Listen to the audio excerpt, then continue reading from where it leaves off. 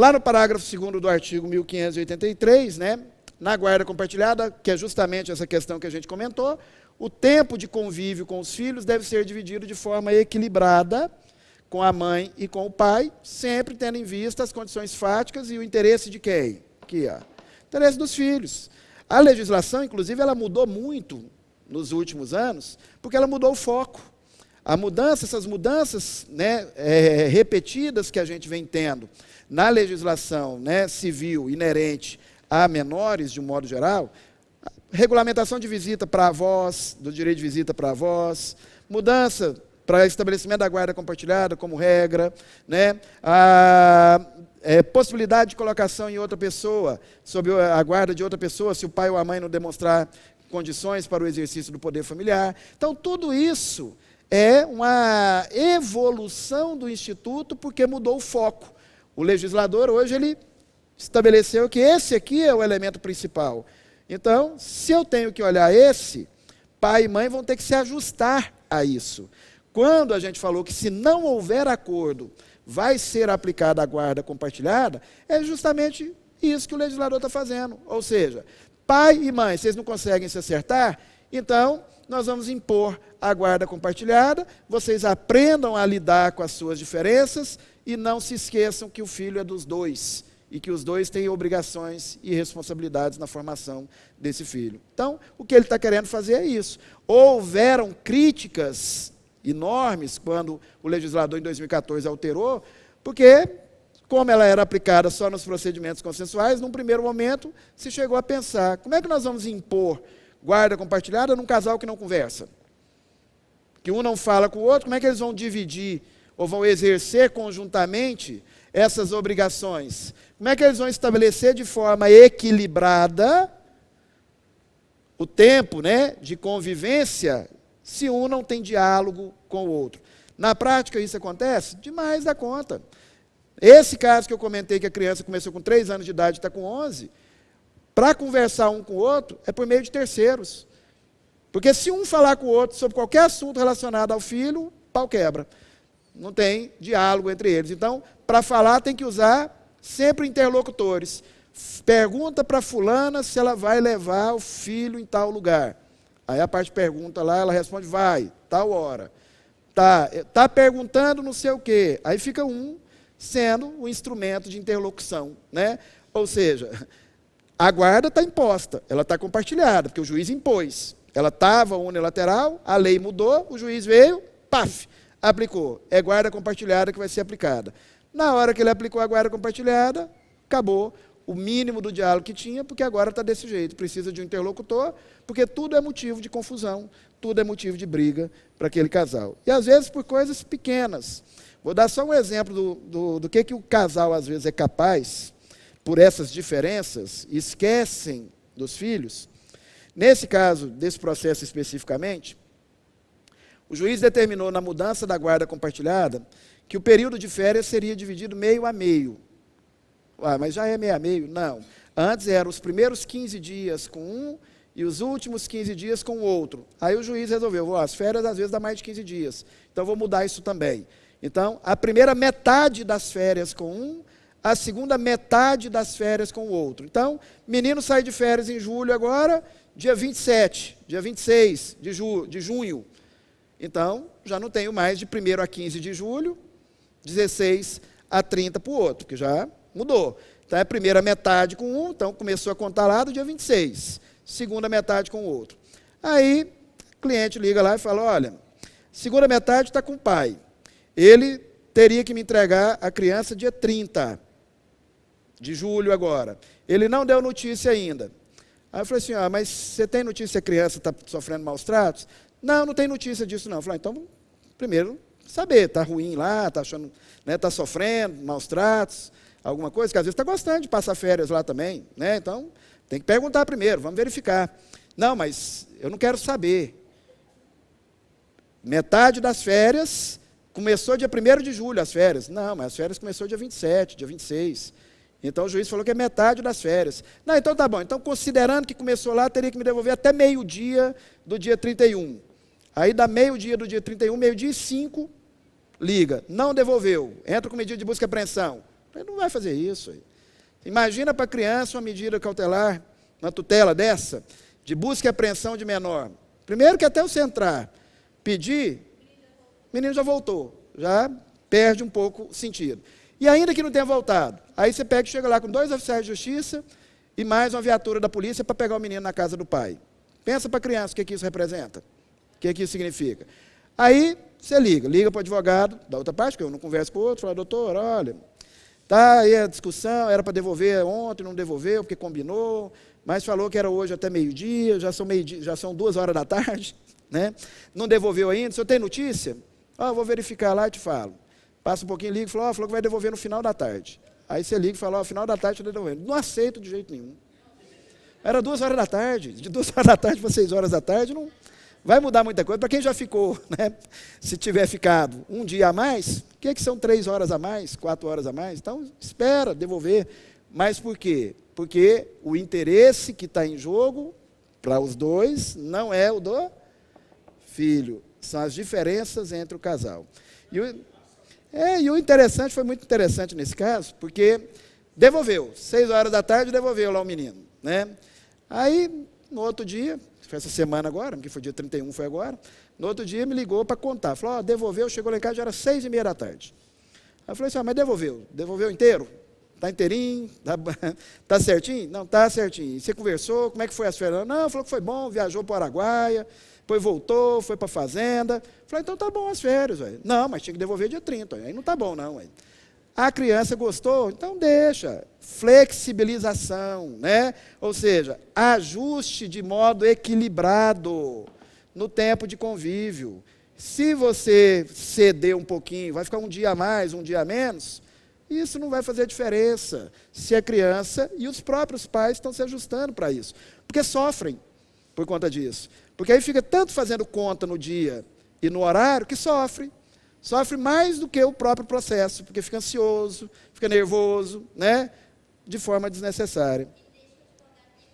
Não, mas a gente não pode ficar nervoso, não. O advogado não pode absorver os sentimentos das partes, não. Como eu falei lá atrás, o advogado ele tem um papel também de aconselhamento. Fala, olha, mesmo pedindo, entra com pedido de busca e apreensão. Fala, não vou entrar.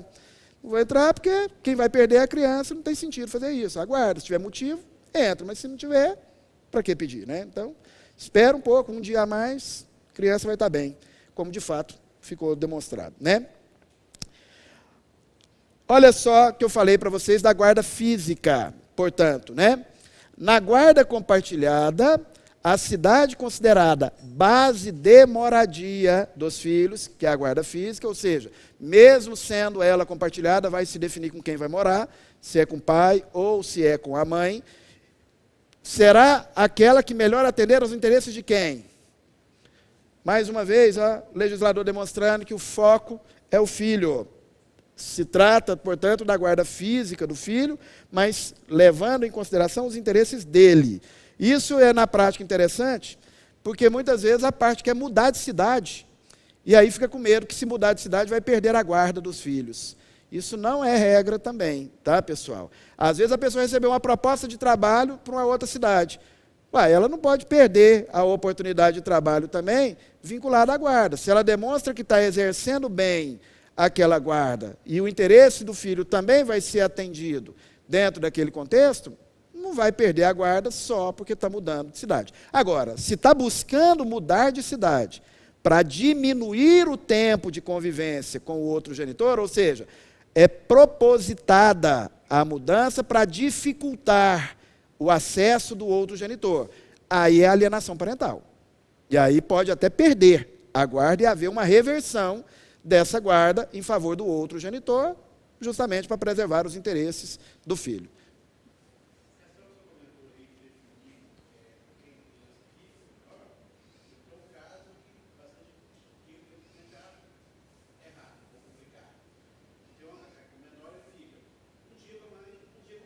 Alternada.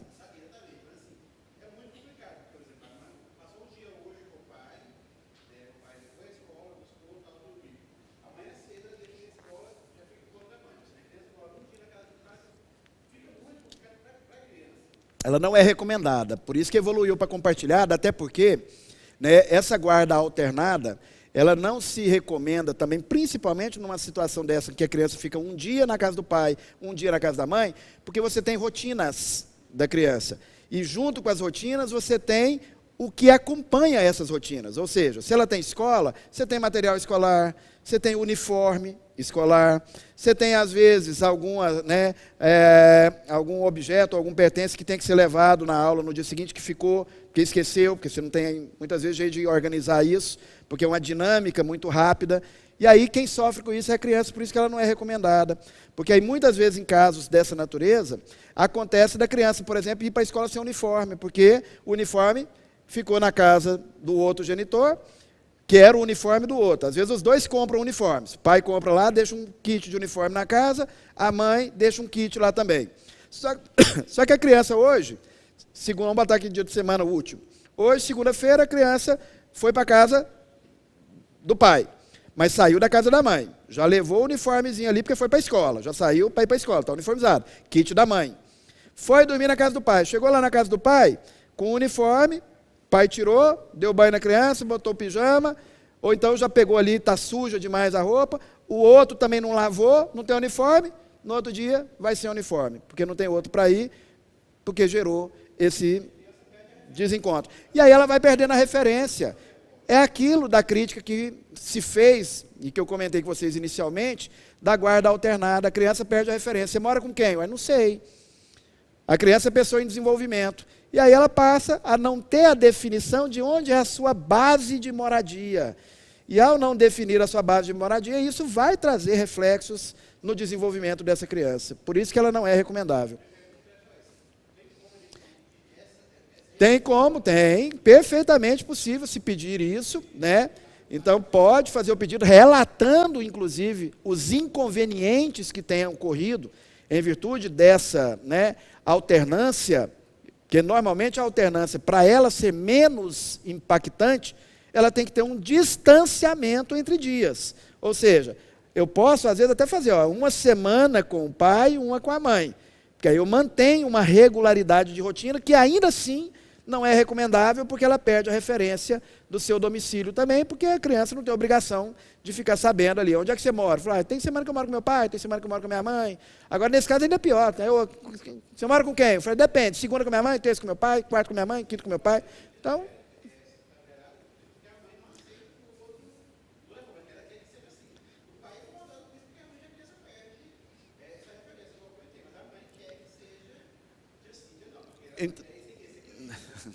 Mas mesmo um dos genitores querendo que ela permaneça desse jeito, lembra que nós comentamos aqui do artigo anterior, que não havendo acordo, o juiz vai aplicar isso, no interesse do menor.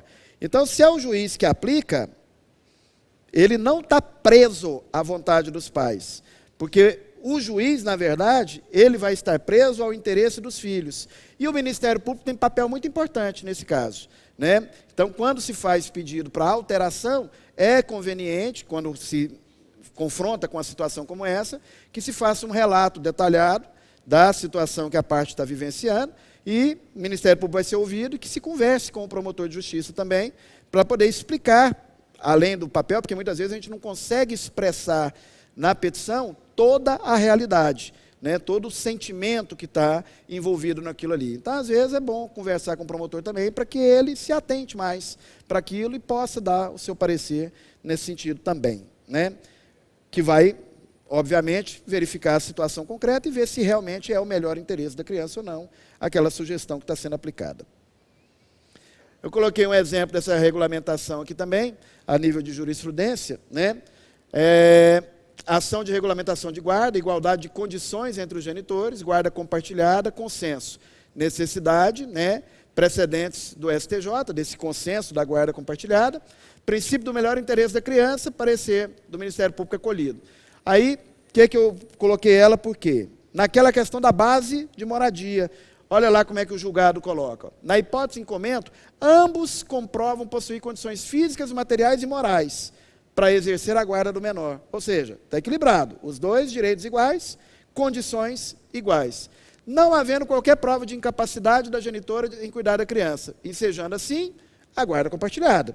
Todos os elementos essenciais. na qual ambos os genitores exercerão a mesma autoridade em relação à criança e as decisões relativas a ela serão tomadas em conjunto, que é justamente a distribuição dos deveres inerentes ao poder familiar em decorrência da guarda compartilhada. Mas olha lá, o requisito da boa convivência entre os pais, anteriormente exigido na fixação da compartilhada, não mais existe. Porque, como eu falei, ela agora é regra, ela não é mais exceção. Haja vista que, ainda que não exista acordo entre os genitores, o aludido instituto será aplicado sempre que possível, nos termos do parágrafo 2º do artigo 1584 do Código Civil, precedentes do STJ também. Consoante o disposto no artigo 227 da Constituição Federal, o interesse da criança deve sobrepor a qualquer outro, de forma a preencher todos os aspectos referentes ao seu pleno desenvolvimento, sejam eles econômicos, educacionais, emocionais, psicológicos e afetivos. No exemplo que o colega colocou de guarda alternada, na forma como está colocada, onde há uma alternância diária, ou seja, um dia com um dia com o outro, você não atende isso aqui, ó, aspectos referentes ao pleno desenvolvimento, porque você prejudica, seja ele no aspecto emocional, educacional, porque certamente a criança com uma rotina desse jeito, ela acaba tendo um reflexo de queda, porque você não tem ali, às vezes, deixa de fazer uma tarefa, esquece um material, um livro que ficou, ou um caderno que ficou na casa do outro genitor. Então você acaba tendo prejuízo educacional, e esse aqui, ó, porque perde a referência.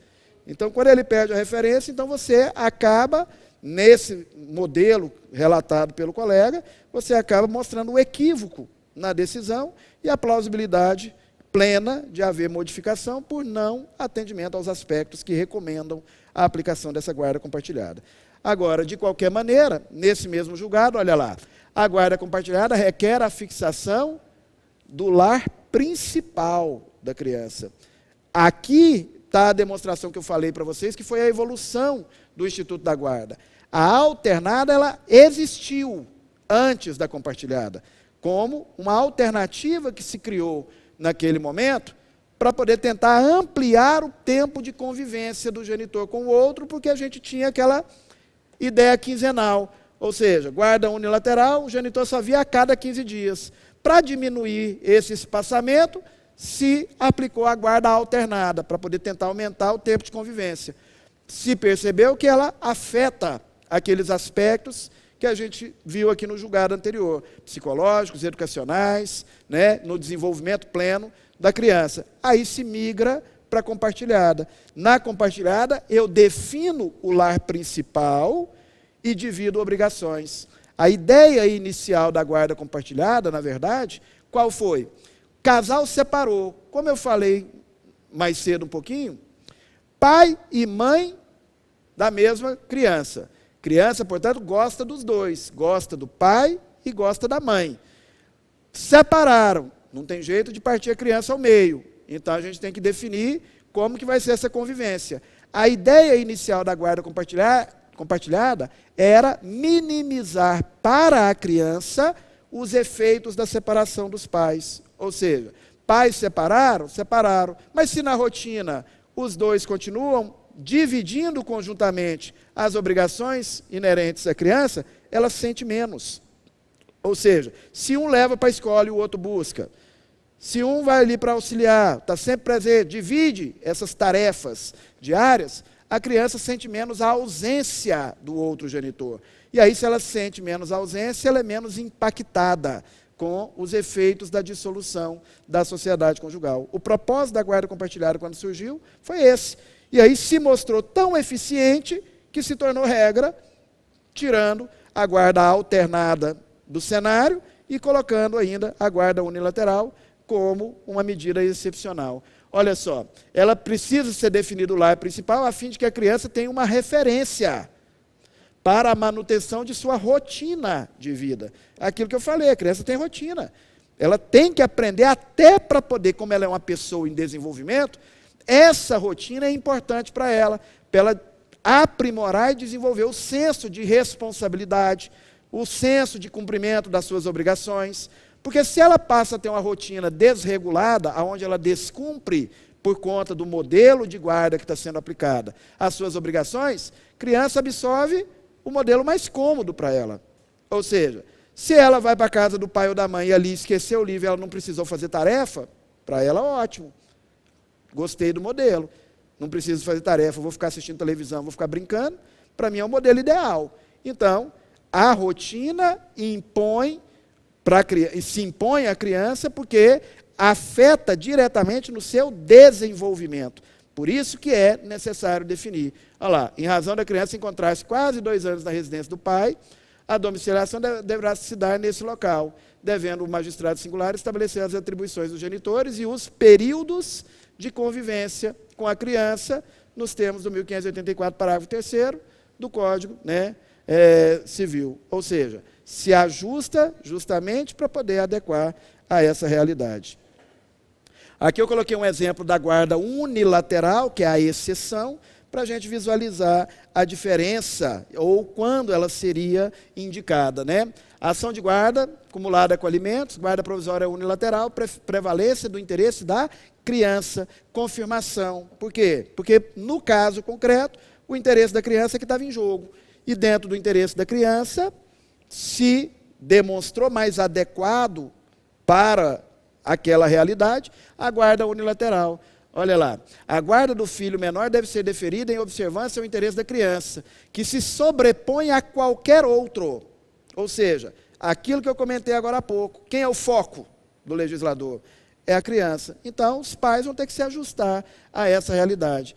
Alterações da guarda de menor devem ser evitadas, sempre que possível, pois alteram os referenciais da criança. Aquilo que nós falamos, é o desenvolvimento dela.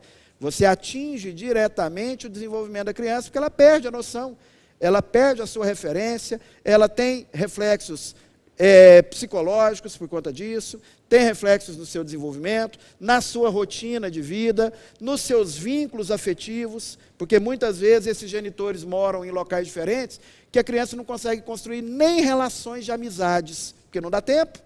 Olha, ela só está quase que pernoitando na casa de um e pernoitando na casa do outro, porque ela vai para a escola, que hora que ela cria laços de amizade com outras crianças no seu ambiente familiar. Então, por isso que não é recomendável esses modelos, porque traz todos esses prejuízos aí que vão produzir justamente o quê? Abalos emocionais na criança, né? Diga.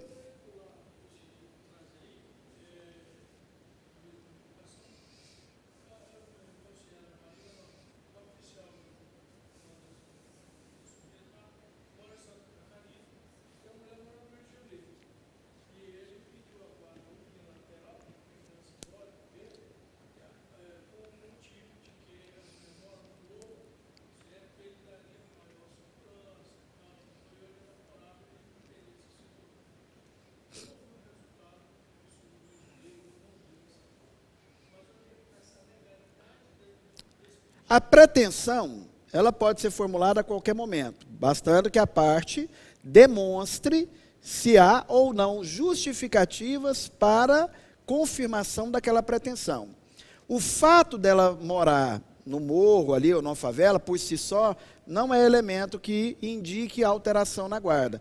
Ou seja, se eu considerasse dessa maneira, eu estaria levando em consideração não o interesse da criança, mas a condição financeira dos pais. Porque às vezes eu posso ter um pai ou mãe que mora ou reside num imóvel, num local menos favorecido do que outro, e perder o direito de ter a guarda do seu filho por não ter a mesma condição econômica que o outro. Então não é esse o elemento. Ainda que hajam relatos e notícias da violência que ocorre nos morros do Rio de Janeiro, ela por si só, se não houver comprovação de que a criança estaria efetivamente não sendo bem cuidada ou bem criada, a ponto de colocar em risco a sua integridade, aí sim se justificaria. Mas o fato dele morar numa cidade e ela numa outra que é mais violenta, isso por si só não é motivo para poder alterar. É aquilo que nós vimos aqui do julgado, ó, que foi mencionado, né? Alterações da guarda devem ser evitadas sempre que possível. Então, elas devem ser evitadas, essas mudanças. A mudança é uma excepcionalidade. E para que eu alcance essa excepcionalidade, eu vou ter que alegar motivos suficientes, que não apenas a violência da cidade, porque imagine, a violência hoje você tem no Brasil inteiro, né? E às vezes, mesmo a pessoa morando num morro, numa favela no Rio de Janeiro, exposta a risco, se fosse assim, ninguém morreria nas outras cidades que não têm essas favelas. Está sujeita do mesmo jeito a ser assaltada, a tomar um tiro, da mesma maneira, independentemente de morar no Rio de Janeiro ou não. Se a gente considerasse isso como elemento suficiente, nenhuma pessoa que morasse no Rio de Janeiro teria direito de postular, que morasse no Rio de Janeiro em favelas, teria o direito de postular o pleno exercício do poder familiar, porque estaria em zonas que são consideradas de risco, né? Uhum. Zona de risco, né? Então, ela não é medida assim, né? Olha só, nessa continuação do julgado aqui, só para exceção da guarda unilateral, evidenciado pelo conjunto probatório até então produzido nos autos, que o juiz Acó deferiu a guarda unilateral à mãe da menor em face da presença dos requisitos legais autorizadores da tutela provisória. Quais requisitos? Fumus boniuris e periculo in mora. Ou seja, se demonstrou a fumaça do direito, elementos que caracterizam a conveniência daquela guarda unilateral. Periculo in mora, se eu for aguardar o resultado da ação, aquilo ali já perdeu até a sua própria, né, satisfatividade, então não teria sentido nenhum nem estar litigando. E aí, verificado isso, em caso, cada caso é um caso, portanto, essas situações são analisadas, né, materialmente em cada caso, conforme a realidade, portanto, não existe um caso igual ao outro, às vezes são semelhantes, mas com particularidades que podem trazer resultados diferentes, havendo preenchimento dos requisitos, confirmação da decisão, qual? A que estabeleceu a guarda unilateral é medida impositiva, ou seja, atendendo ao melhor interesse da criança, não interessa a situação dos pais. Olha lá, em caso o agravante comprovou através de documentos juntados aos autos seus reais rendimentos, aqui é na parte dos alimentos, né? Mas aqui só para a gente ter uma ideia, que mesmo a guarda compartilhada sendo regra, como eu falei, e a guarda unilateral exceção, olha a data desse julgado aqui, ó, que eu coloquei. Agora, novinho, né? Junho de 2019. Ou seja, agora esses dias, né? É justamente para mostrar para vocês, a lei da guarda compartilhada como regra é de 2014. Nós estamos em 2019, aplicando, independentemente disso, porque eu falei, né, que embora a guarda compartilhada seja regra, e a unilateral uma exceção, ela está prevista no 1583. A redação do artigo 1583 é muito clara. A guarda será unilateral ou compartilhada, conforme o caso. Conforme o caso, eu aplico a unilateral ou eu aplico a compartilhada, dependendo da conveniência de cada uma, né? Depende do caso concreto, né? As perspectivas que vão definir isso, e o interessante é porque muitas vezes eu posso ter um processo que tem a definição provisória em tutela de urgência de guarda compartilhada, que foi deferido já lá com a petição inicial, numa tutela, e no curso do processo, após o estabelecimento do contraditório e da ampla defesa, haja uma demonstração da parte adversa de que aquela guarda compartilhada que foi concedida, que ela não é a melhor recomendada para aquela situação concreta. E o juiz converter a compartilhada em unilateral no curso do processo, ou vice-versa. Vejo que o próprio CPC estabelece que as tutelas provisórias, elas podem ser concedidas, revistas ou modificadas a qualquer tempo pelo magistrado no curso da ação. Conforme o quê? Conforme a realidade do caso concreto.